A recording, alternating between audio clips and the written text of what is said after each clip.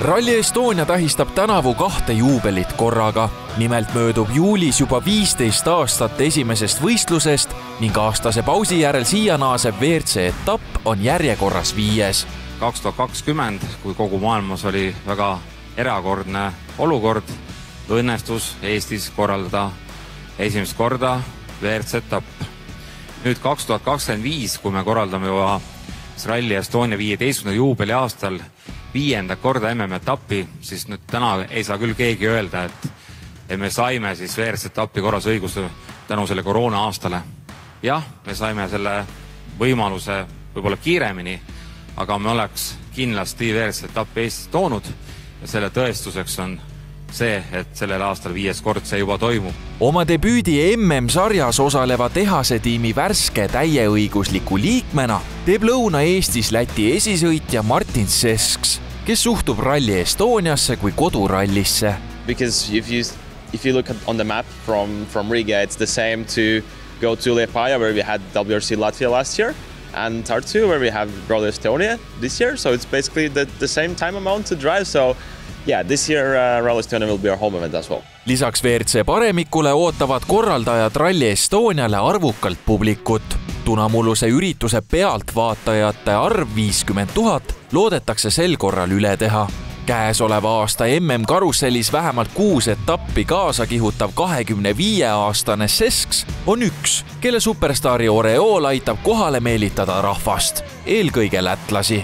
Mul on selline kahtlane tunne, et me saame sel aastal näha ka päris palju Läti lippe katsete ääres. Mis oleks selles valguses sinu sõnum Eesti fännidele? Isegi, et me oleme Eestis, see ei tähenda seda, et lipud võib koju jätta, et ikkagi Eesti lippe võiks rohkem olla kui Läti lippe. Hea teada tuntud Soome turg ja Rovanperä on seda võistlust ju nii paljud korrad võitnud, et kindlasti ta tahaks siin südasuvel saada veel ühe võidu, aga ma usun, et meie mehed seda võimalust see aasta neile ei anna. Rally Estonia külastajatele tehti täna kättesaadavaks ka Ott Tänaku ja Martin Seski kujundusega fännipassid, mida on limiteeritud koguses ehk mõlemat vaid 1000 tükki. I want one myself, so 999 will be available.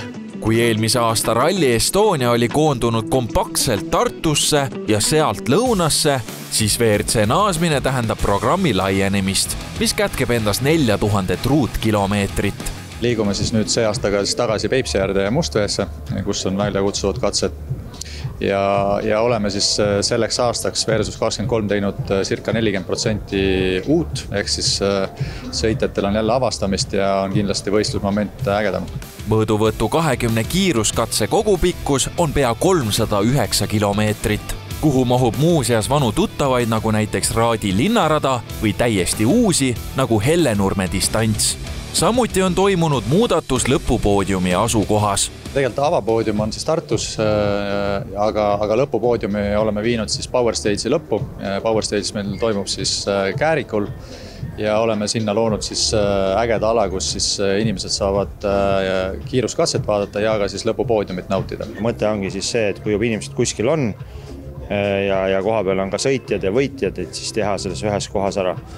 Et on võetud see 15 aasta kogemus ja nüüd nagu pandud selliseks tooteks, mis võiks olla sportlastele väga äge sõita ja pealtvaatajatele väga äge vaadata. The roads which we have here are really fast and really enjoyable driving. Really enjoyable spectating from the side, and also on TV it looks so spectacular with all the dust, with fast cars, with jumps and everything. 2025. aasta Rally Estonia sõidetakse 17. juulist kuni 20. juulini.